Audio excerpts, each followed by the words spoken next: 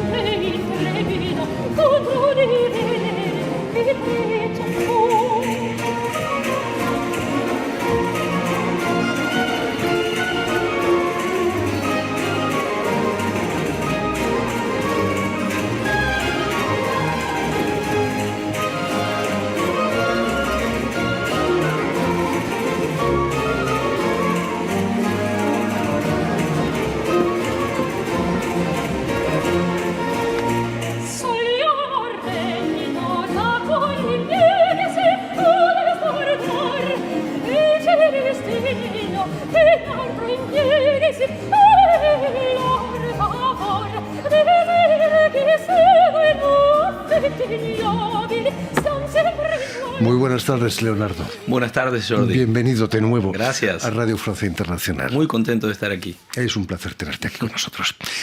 Poco a poco, grandes compositoras de siglos pasados van surgiendo de las sombras. Hace unos años, tímidamente, Clara Schumann, por ejemplo, Fanny Mendelssohn también, pero y ahora, gracias a ti, Antonia Bembo. Sí. No quiero desilusionar a nadie, pero de alguna manera también hay muchos compositores que fueron olvidados, hombres. También. y con Capella Mediterránea, mi orquesta, hemos descubierto muchísimos. Pero es verdad que Antonia Bembo es un caso muy particular en la historia. Es una compositora alumna de Francesco Cavalli. Yo había dirigido en el 2016 en la Ópera de París una ópera de él, Elio Gabalo, con Thomas Joly.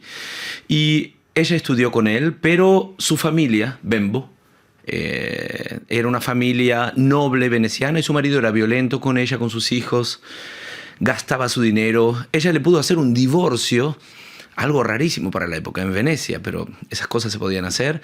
Y luego se escapó a París con Corbetta, un guitarrista de Jean-Baptiste Lully, el músico del rey, y el rey la protegió y la nombró Mademoiselle de la Musique du Roi y le dio protección, una pensión, y le encargó una ópera, que es esta ópera, Ercole Amante, extraordinaria, que estamos haciendo en la Ópera de París. Es cierto que Luis XIV ya tenía una edad avanzada. Quizás esa ópera no estaba encargada para ser representada, ¿no? Seguramente. Yo le llamo la ópera utópica. Para mí nunca se iba a hacer. Bueno, era una especie de beca, quizás, ¿no?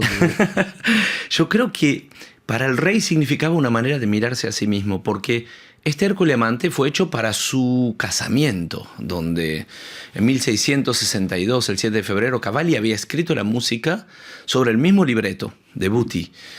Y pedirle a su alumna, cuando Cavalli está muerto desde hace 40 años, escribir una música sobre el mismo libreto, le permitía mirarse a sí mismo, porque en Francia siempre se hizo una relación entre Hércules y el rey de Francia. Incluso se decía el Hércules galo al rey de Francia, porque Hércules era el hijo de Júpiter y Luis XIV era el hijo también de Dios, representante en la tierra. Entonces, esta ópera representa a un Hércules violento. Se enamora de la novia de su hijo y no tiene ningún problema para decidir casi matar a su hijo, matar a su esposa y quedarse con ella. Y el rey observa eso en su casamiento en 1662, pero al final de su vida le pide a esta compositora: escríbeme una ópera sobre el mismo libreto que tu maestro. Esto es algo extrañísimo, es casi una novela. Quizás era una manera de resucitar, ¿no? Ese Hércules que fue. Absolutamente, mirarse a sí mismo. Sí, sí. Es cierto que descubres esa ópera gracias a un concierto dedicado a la última noche de Luis XIV. Sí. Con una orquesta barroca francesa. Con la orquesta baroque de Jeune me invitan a hacer un recital. Yo les digo que no me interesan mucho los recitales solistas. Entonces me interesaba hacer una noche en donde podamos ver desde 1645, en donde Luis XIV escuchó una finta pazza, tenía 7 años, con bailes de cigüeñas y de osos, hasta el final de su vida, con las óperas de Lully, de Destouches. Y ahí fue que me encontré con este pedido de esta ópera de 1707, ya principios del siglo XVIII, ópera que nunca había sido tocada. Pedí la partitura y me encontré con esa maravilla y dije, algún día tendremos que hacerla. Pero ¿sabes, Jordi? Te puedo confesar que no fue para defender la obra de las mujeres compositoras que yo lo he hecho, porque fue la obra que me sedujo, y también al director de la Ópera de París, porque yo le toqué la obra en piano con otras obras de otros compositores, y él eligió esta, pero sin saber absolutamente quién la había compuesto. Antonio Bembo recibe el encargo en 1707, ¿no? Sí. Ya tenía una cierta edad. 67 años tenía. Imagínate. O sea que estaba realmente en un momento en donde sabía que no iba a hacer una carrera de compositora. Casi siempre las obras que escribían los hombres compositores las dirigían ellos, y a la vez eran empresarios o estaban muy bien acomodados, pero ella para nada. Y jamás el rey iba a poner los medios que había puesto, o sea, coros, solistas, orquestas, gigante, en su casamiento. O sea que sabía muy bien, los dos sabían muy bien, que era una obra íntima, secreta, que iba a quedar allí sin ser tocada. Y por eso hemos decidido, de alguna manera, casi ganarle al destino.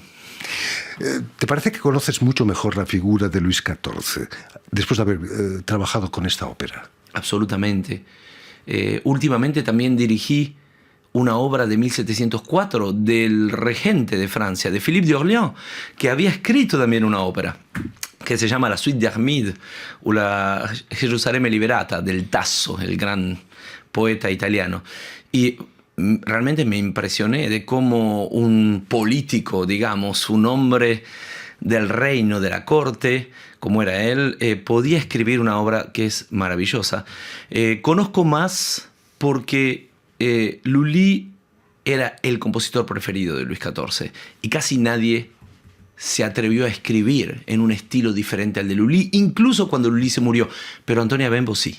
Bueno, era italiana, ¿no? ¿Cómo se siente uno paseándose por los pasillos de del Palacio de Versalles o en la Ópera de Versalles, que se ha conservado intacta casi desde... Es maravilloso porque uno respira el tiempo y el espacio en y el donde polvo, ellos... también. Sí, también, seguramente.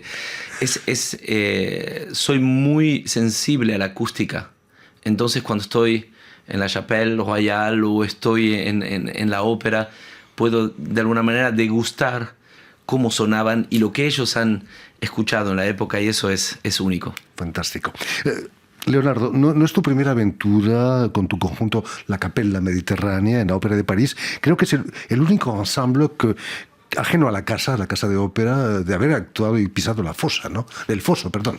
Realmente en la Ópera Bastilla nunca se toca música barroca.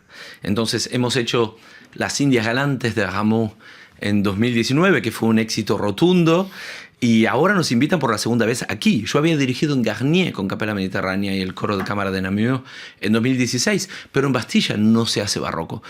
Podemos decir que somos absolutamente privilegiados porque son proyectos únicos de la Ópera de París y de alguna manera abren un camino y marcan y hacen historia.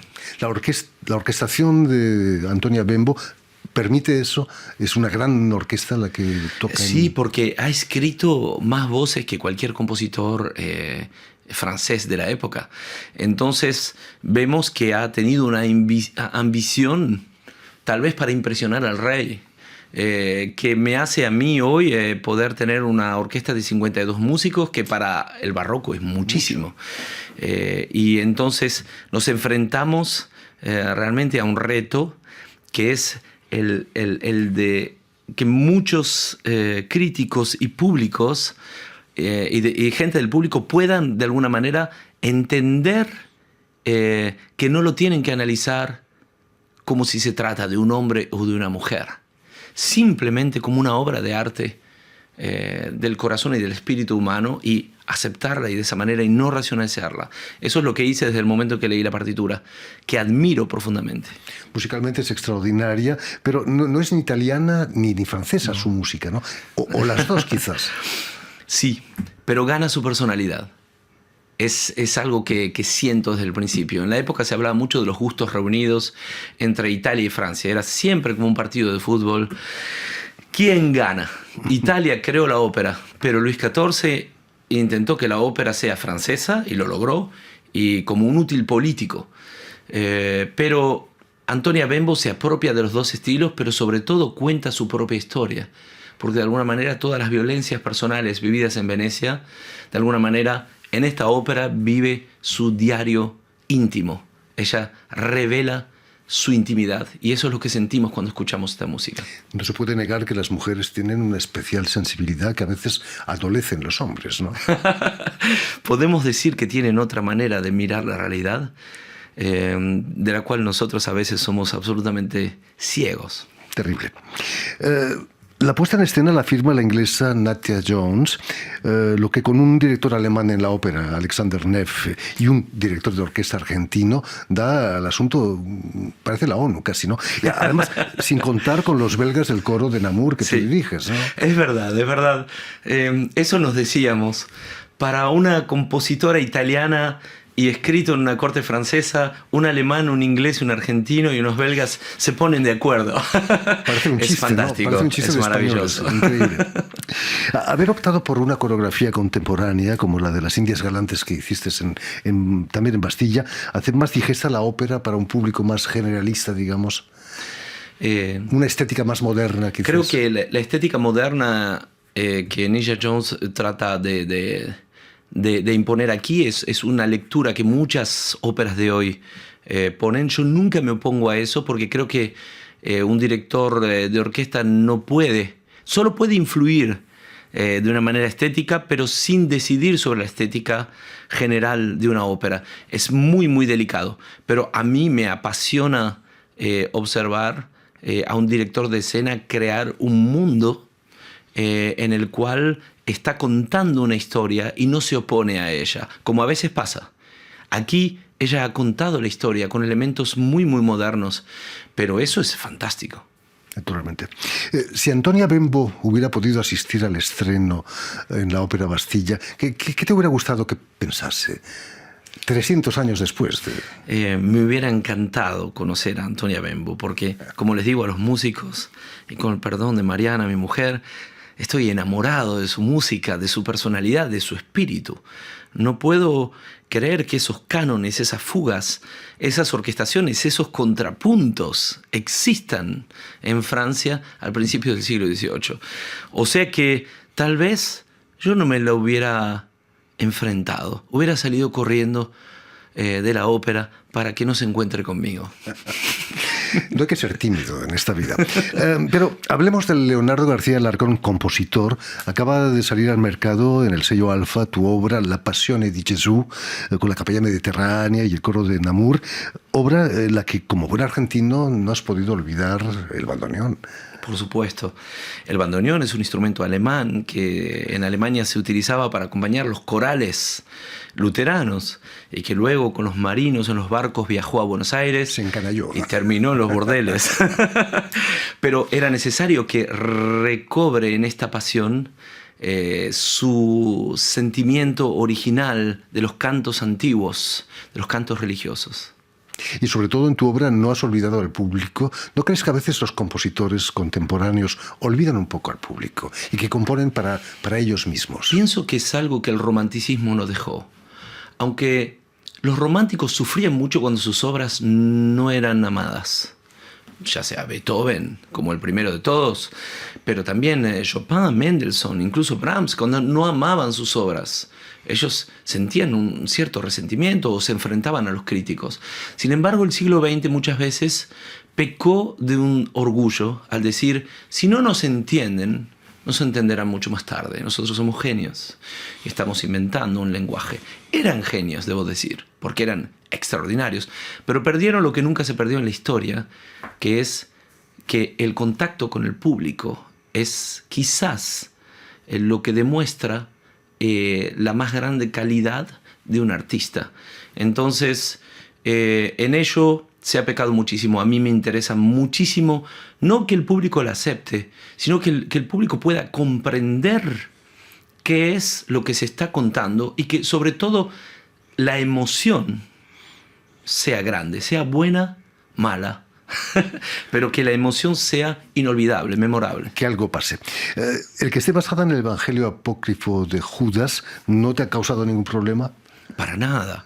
Desde el momento en que una obra es histórica, no hay que clasificarla.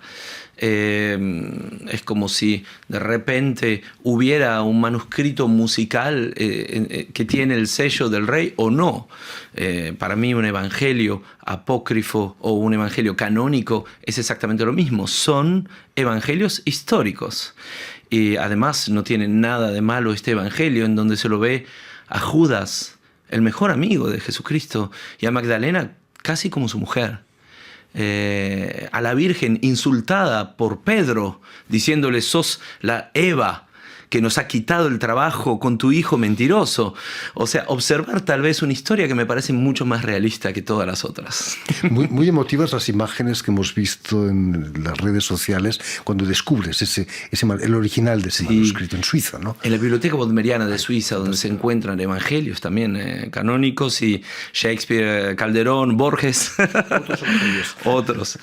Así que fue algo muy fuerte, y sobre todo saber que al final dice realmente Evangelio de Judas. Sabemos que los mormones en Estados Unidos quisieron comprarlo para quemarlo, y que varias personas estuvieron implicadas en la destrucción de esta obra, que fue robada en el año 1978 por un griego que vivía en Ginebra, que ha enviado gente a robarlo a Egipto. O sea que tiene toda una historia absolutamente increíble. Luego fue comprado por un banquero ginebrino que lo metió en un coffre-fort y en una caja fuerte, y ahí se fue destrozando hasta que un señor de Basilea lo compró y se lo dio a la Biblioteca Bodmeriana para que lo traduzcan. O sea que la historia, la novela de este evangelio es también una historia en sí. Merece una novela y una ópera quizás, ¿no? ¿Quién sabe, no? Por cierto, el disco es un verdadero libro, ha ganado varios premios ya. No puedo evitar pensar en el sello Alia Vox de mi compatriota Jordi Savall. Sí, por supuesto. Alia Vox, como sello independiente, ha hecho cosas absolutamente extraordinarias que tienen que ver con la capacidad de la inteligencia y la imaginación de Jordi Savall para poder producir programas. Es tal vez el más grande en la música antigua. Alfa me ha ayudado muchísimo, y hoy en día Outer Music son los que más ayudan a los músicos a través de todo el mundo para poder editar y para tener proyectos independientes como este. Pero fue también Aline Foriel de STC, una gran mecenas francesa, y sobre todo mi gran madrina, Anne Geisendorf, ginebrina, que está desde el principio acompañándome, y que fue ella que me dijo: Leo, te voy a ayudar para escribir, y gracias a ella esta pasión está aquí. Sin su ayuda nada podría parecerse. Fantástico. En fin, pues ya lo saben, Ercole Amante, ópera de Antonia Bembo, estará en cartel en la Ópera Bastilla hasta el 14 de junio, dirigida naturalmente por Leonardo García Alarcón, y el álbum La Passione di Gesù, sobre el Evangelio apócrifo de Judas, ha sido editado por Alfa. Muchísimas gracias, Leonardo. Mucho éxito en todos sus trabajos. Permíteme también que te dé las gracias a Julian Leng y a Stefan Defossé, quienes han ocupado hoy de la realización del programa, y también saludar a nuestros telespectadores, que nos siguen en toda América, desde Fantástico. Chicago hasta la Patagonia, gracias a una cadena de televisión que se llama UCL, un canal latino, que emite desde Montevideo, por cierto, allí, para todo el continente, y una red que se llama TAL, que reúne televisoras públicas y universitarias de todo el continente. Y a ustedes, muchísimas gracias por su atención, y les damos cita para una nueva edición de El Invitado de Radio Francia Internacional.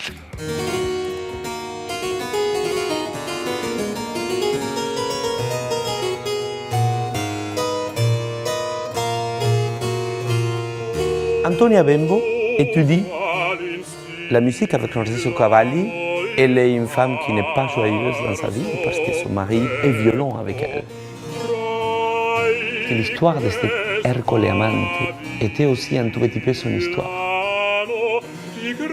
L'histoire de Ercole Amante, c'est l'histoire d'un homme d'un certain âge, un homme de pouvoir, mais il est tombé amoureux d'une fille très jeune. C'est la petite amie de son fils. Elle a dit non. Pour lui, le mot non, ce n'est pas acceptable.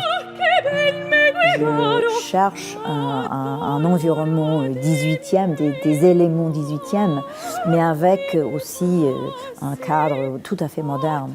Parce que déjà, on a cette conversation entre l'environnement à Bastille et cette musique du 18e. La donnée, ça va être pour nous quelque chose d'absolument incroyable parce qu'elle a été imaginée dans cette ville. Ça va être une petite révolution. C'est comme si Antonia Bembo, elle est vivante.